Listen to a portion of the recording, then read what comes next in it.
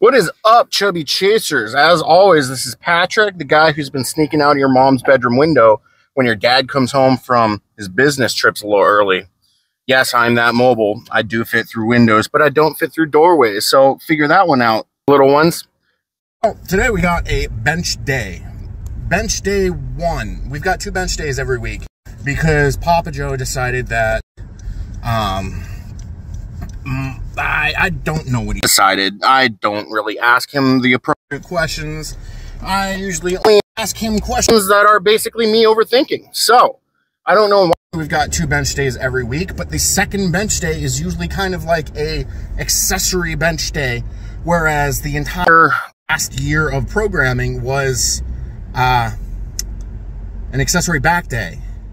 But I guess we are kind of leaning into the fact that my bench is kind of okay, and we need to be able to open things up, get some shoulder mobility, get some strength in the areas that are lacking in my bench press.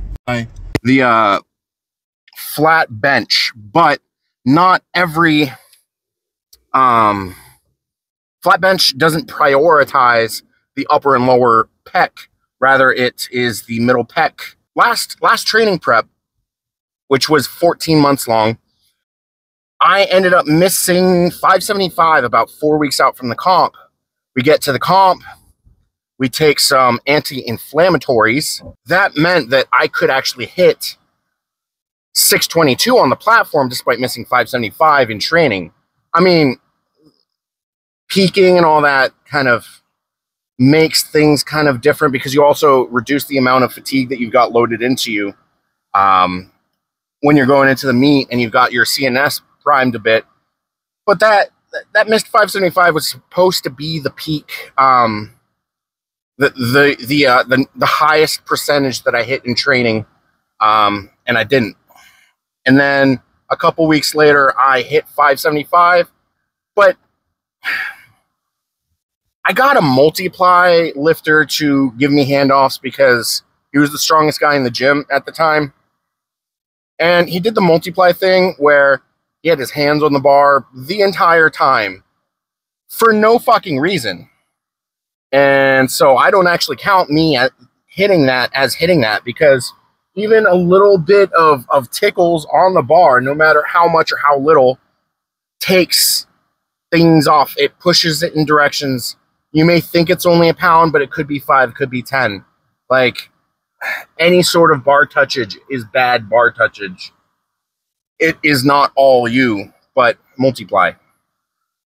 But so we have a bench day today, which starts off with pre-fatigue work, which is 8 rounds of some quad work, because that makes sense. I don't know why, but it works.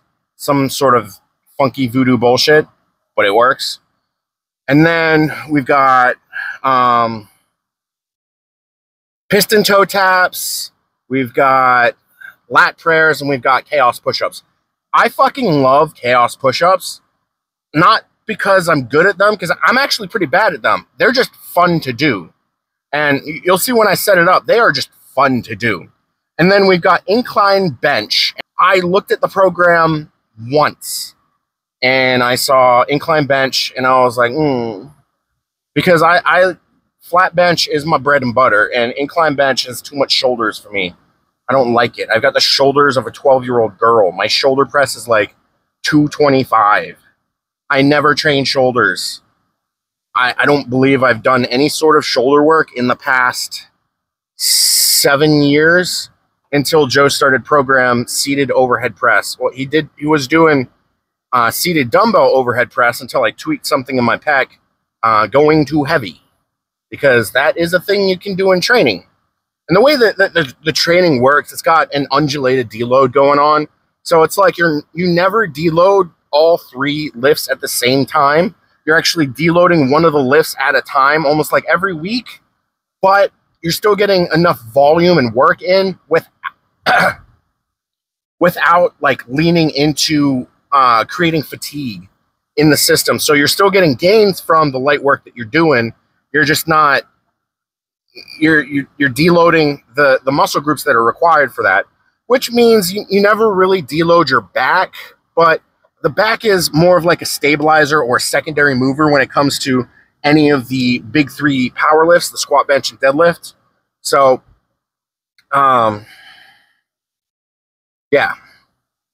So we've got the incline bench, then we've got dumbbell incline bench with the 105s, trying to aim more on range of motion with that, because the way that you kind of prevent inflammation from developing in the first place is doing stretching and stuff like that. So 105 pounds, not too heavy. It's just enough so that I can get a nice deep stretch, get a good range of motion to stretch out the pecs, the shoulders, everything associated with an incline press, and also enough reps to kind of get blood flowing to the area. I think it's like 7 or 8 reps for 3 to 4 sets or something like that.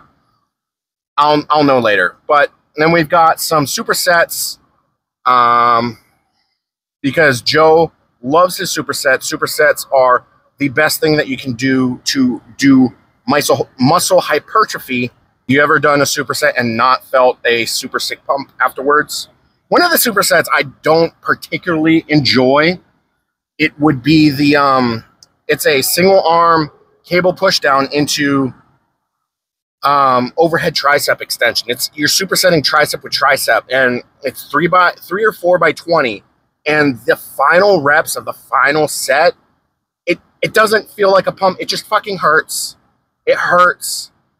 But that also ties into the fact that no one actually knows. Very few people have actually gone towards failure. No one really tests their abilities that much. They go and they're like, I'm tired, so or I'm bored, so I'm gonna stop doing the bench press or the lat pull down or whatever.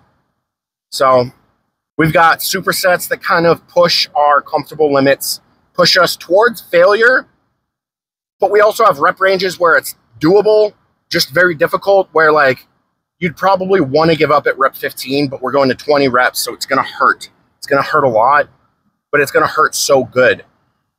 Joe is a sadist, and I'm a fucking masochist. Let's get this bread. Let's get this butter.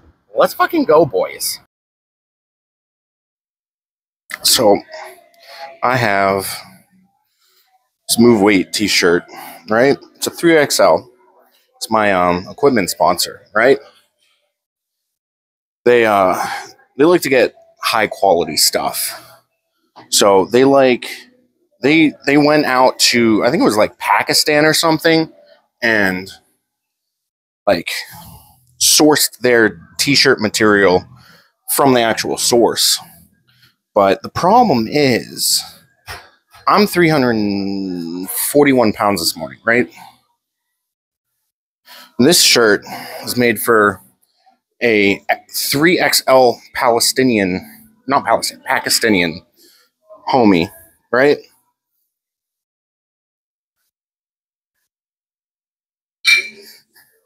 It's a little tight around the titties, right? And the shoulders are tight too. I don't like that. It's tight on the belly, but a lot of it comes from the fact that there's like the arms end up pulling everything tighter.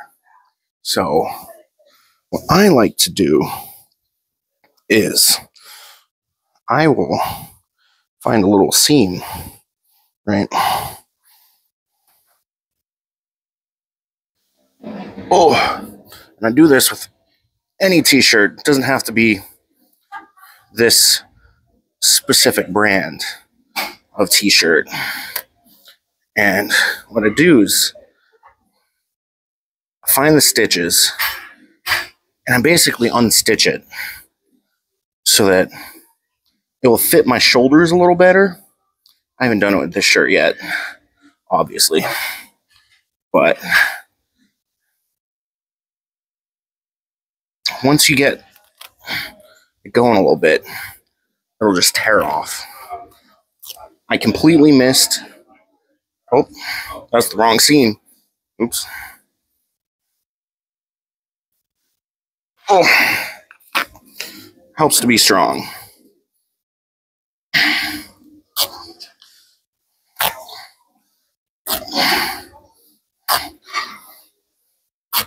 I don't wear cutoff shirts. I wear tear-off shirts. Shirts that I've torn the sleeves off of. Right? That's one sleeve. Kind of weird that they both have these little dangly bits. But kind of work the seam a little. Make sure you're working the right side of the seam. You don't want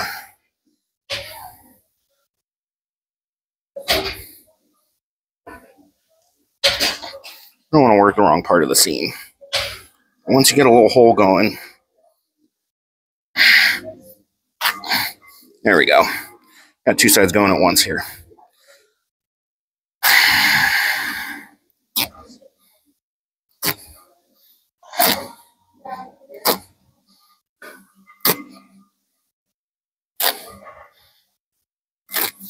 Now it's a little grisly, because it's still got the a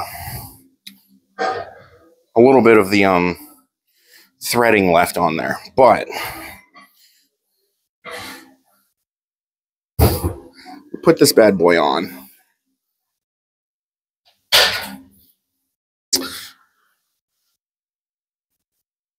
It fits a little better. I could cut off, because what's going on now is the lats. The lats are tightening everything here. So what I could do is I could take these seams where the lats go and just tear a little bit. Make a little bit of room for the lats.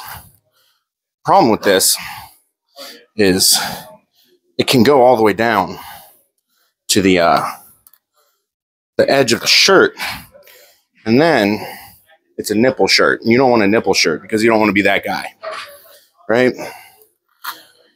You just got to tear a little bit, make room for your lats.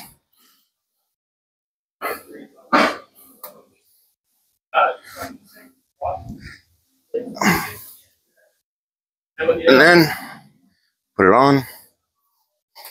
See, we got some room for the lats. It's not as tight around the gut. It fits way better now. And this is the struggle of being massive. I'm not going to take my pants off for you. Don't even think about it.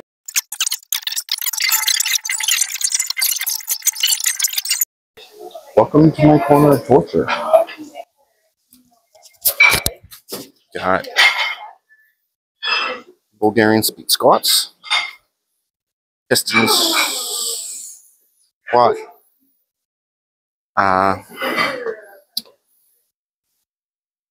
toe taps, chaos push-up, and I got banded lat prayer set up because I just wanted to have this little area of torture going on, but ain't nothing to it but to do it. I hate anything where I'm on one foot because I can never really figure out where to my feet.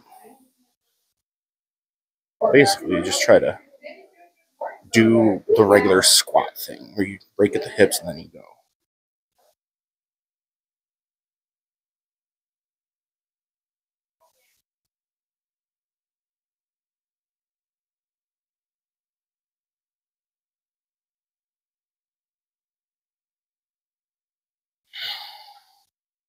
Not feel good.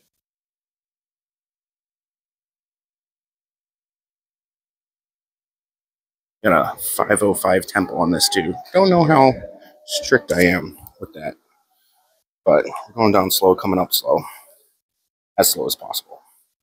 That is. For you freaks out there that like feet shit,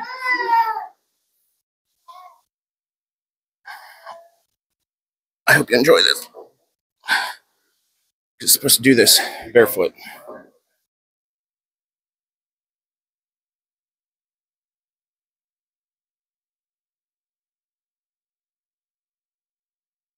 Probably the ugliest Bulgarian split squat you've ever seen.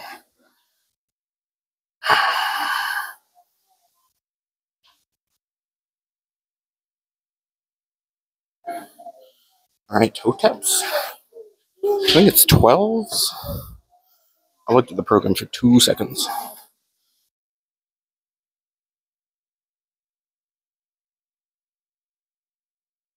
And this, you can see my ass. That's good enough.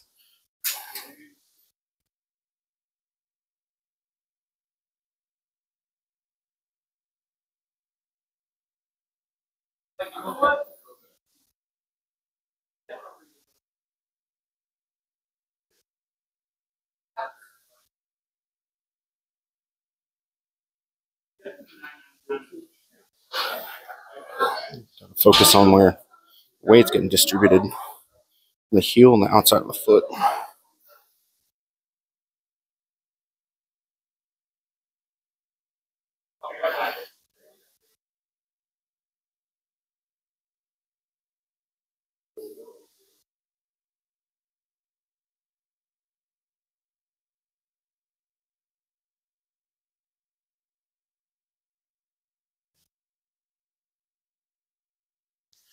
It's my favorite. Yeah, push up.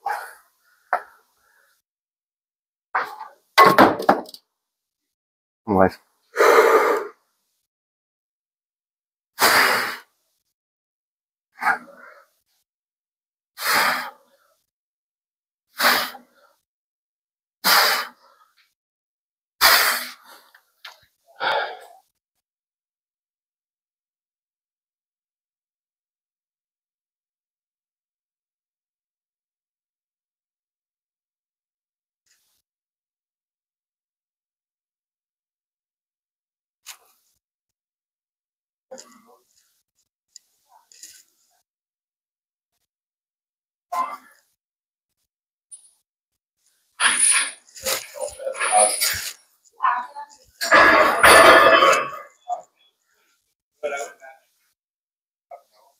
All right.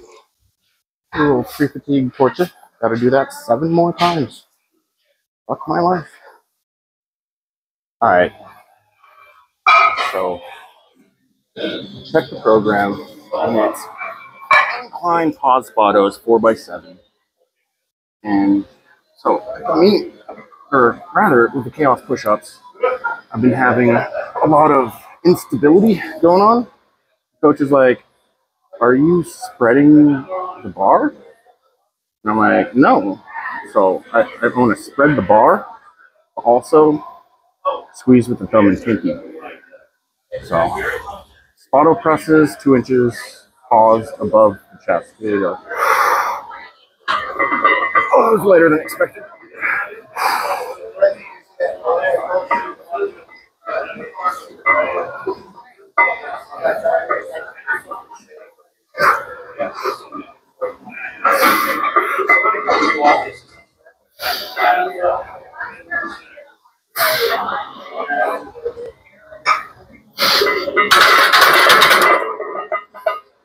That threw me off. It was later than I expected. I struggled with 225 a little more than that, so I'm happy with that.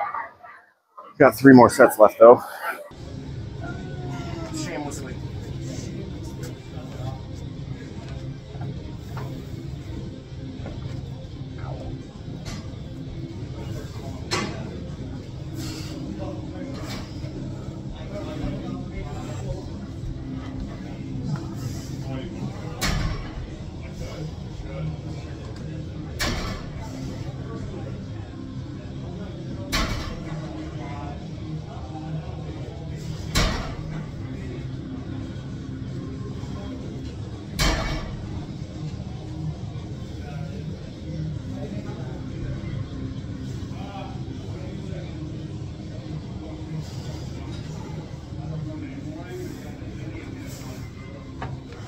All right, I'm going to be honest. I have no clue what coach is looking for in this one. It's neutral grip, uh, rear delt row, supersetted with neutral grip, uh,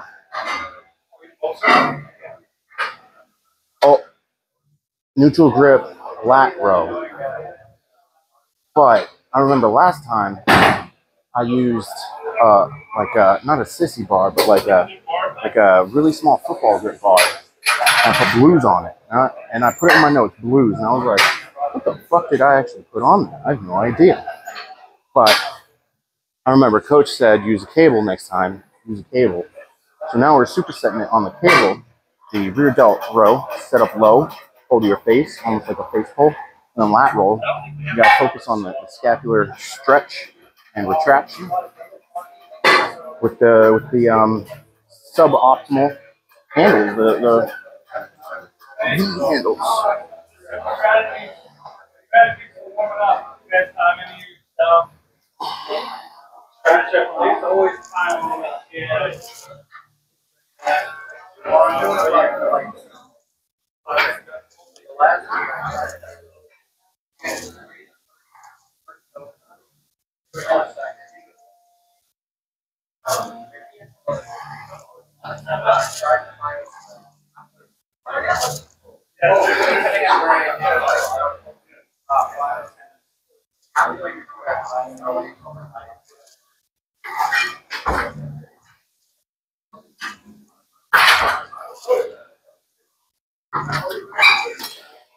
Got to keep that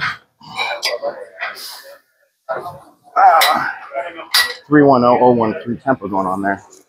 Get the time under tension optimized. It's not really pulling a deep stretch, but enough.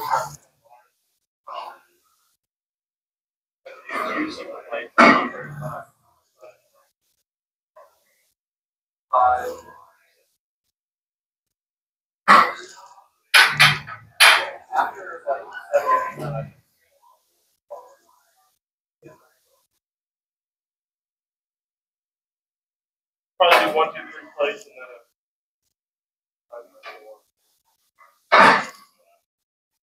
I got a weird thing going on. It's like a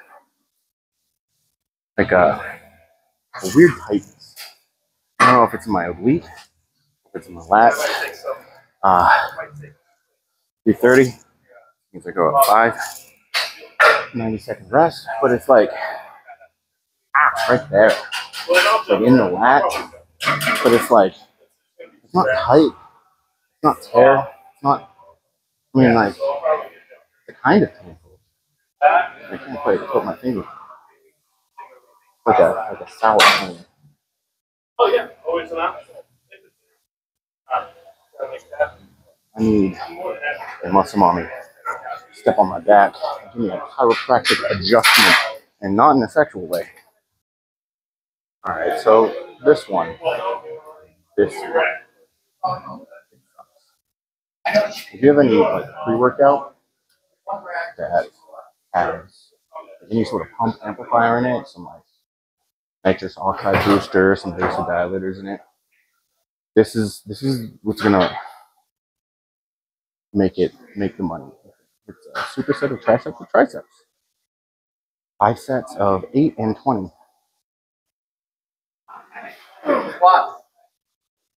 Here we go.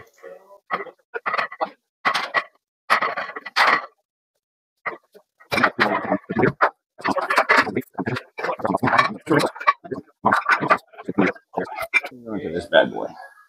This is why it sucks.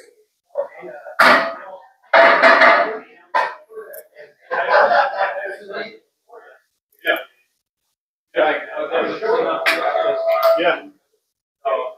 All it takes is some practice. Yeah.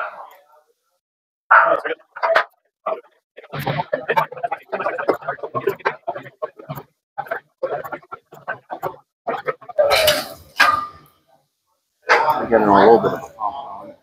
504, 90-second rest.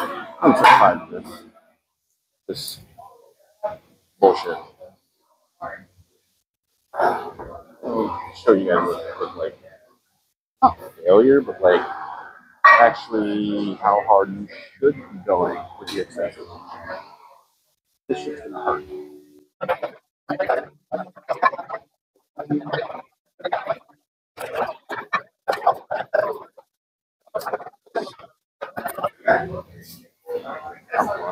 This is where it starts. Got 20 reps with the tempo. So that time of tension is max.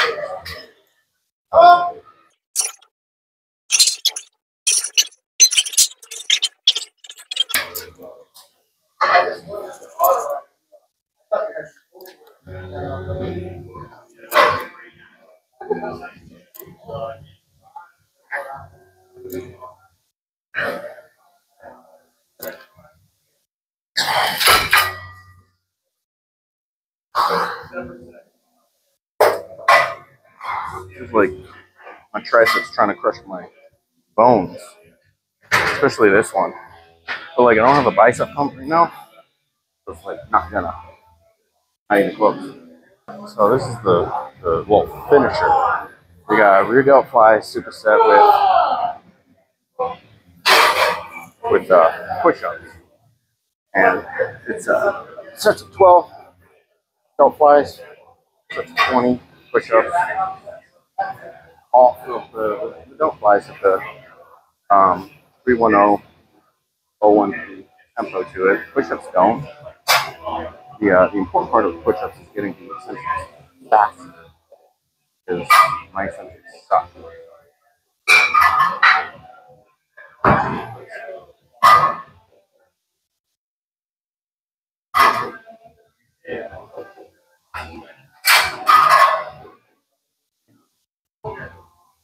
Saw you.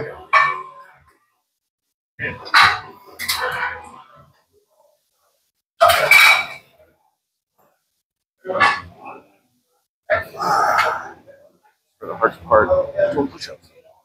Down, off the floor. Ooh, my leg does not feel good. I have too much of a tricep pump. My elbows feel okay.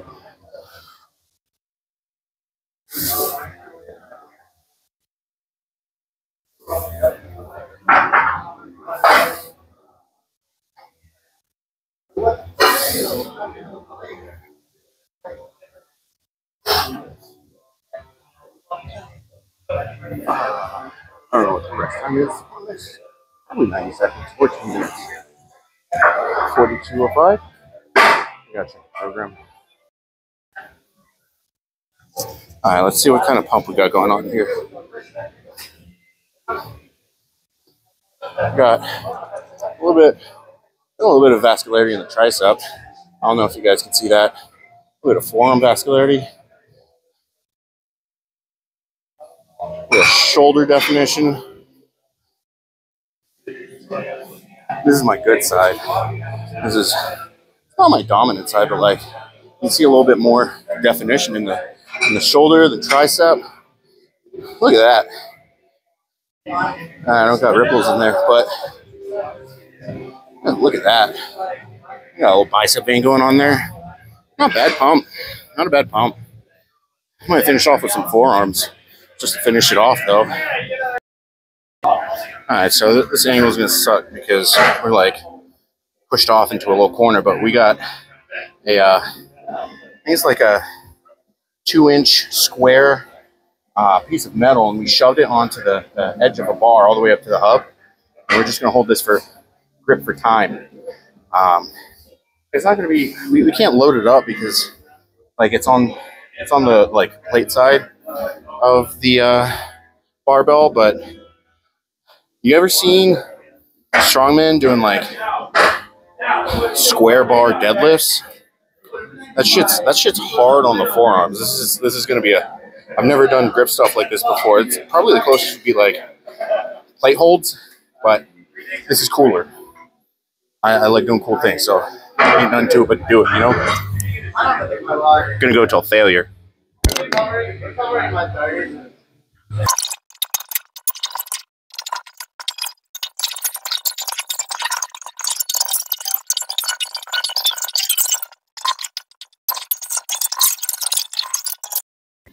So I didn't quite go to failure because I didn't have a... If I was going to drop it, I was going to drop it right on the Crocs, and I don't have steel-toed Crocs. So that was out of the plan. But it was a little too easy to do double overhand because it's not really that heavy. So we did, you saw I switched over to single overhand for time, and I made sure I did at least a minute for each of them. I did an internal count, but I got a nice forearm pump. So I like to do forearms on either bench day or deadlift day. Make sure that I don't do forearms before a bench day or a deadlift day, because stability on bench is built in the forearms. Just watch what Jimmy Kolb does. Whole shitload of grip and forearm stuff. And deadlifts, I mean, if you tire out your grip, then you're not going to have a good time when you're deadlifting. So I think I'm just going to get my final steps left. Let's hope that the music isn't too loud this time. The audio on the last time I was doing steps, my 10-minute pre-training cardio, I guess, the music was too loud, and the lav mic started picking up the music rather than what I was saying because I had it hooked onto the trap. But hopefully this is more directed. Just hide it from the music, you know. But pretty good training day. Got a pretty nice pump. I don't know what time I got in here, but between finishing up the pre-fatigue work and finishing like everything else, it only lasted like an hour and a half, which is a pretty good pace. And I did get a little distracted. There was a muscle mommy at the gym, and she needed to know that she did not look like dog shit, because, you know, gotta always make sure they feel good about themselves, because we're always the hardest on ourselves, so we push ourselves real hard. And also, you miss every shot you don't take. Not to say this is objectifying women.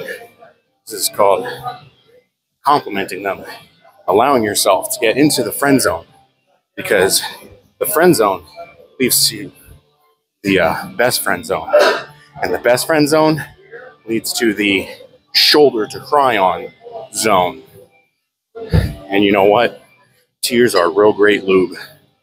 And this is not advice I would give to anyone, but here we are. Just unfiltered Patrick. Here we are, you know. But yeah, life things are going pretty terribly. The resting heart rate is a little higher than I would like it to be, because I haven't been on point with my hydration, my nutrition.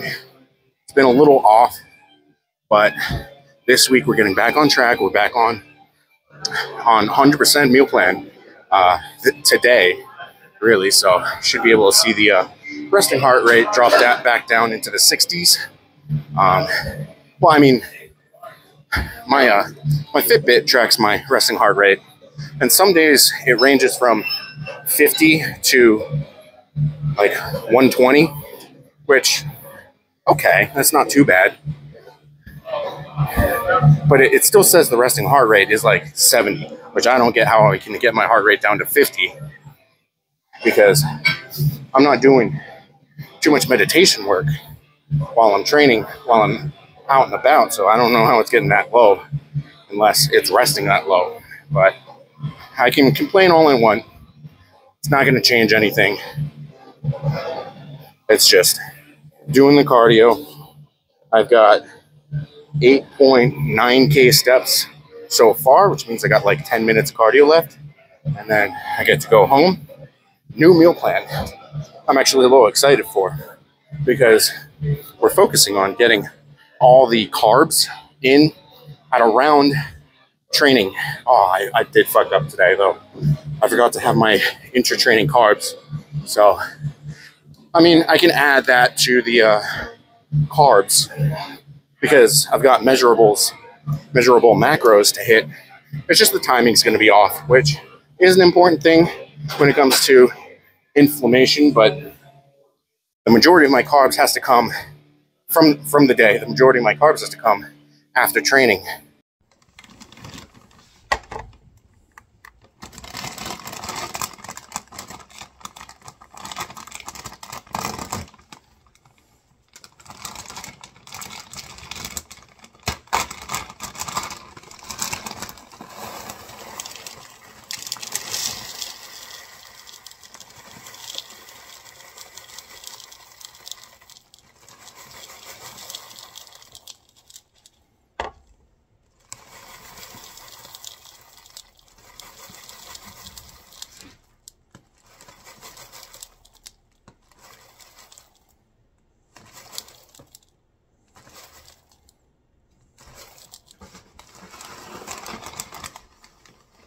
Not bad.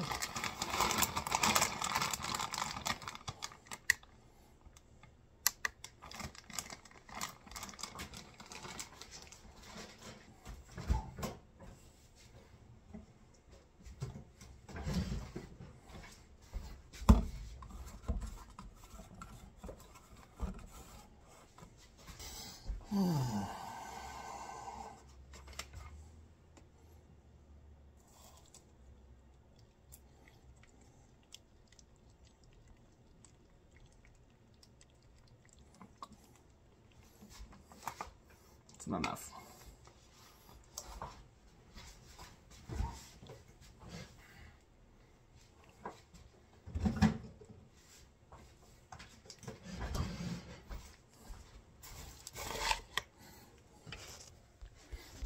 I bet Bree would just say, if you want more liquids in there, just use water.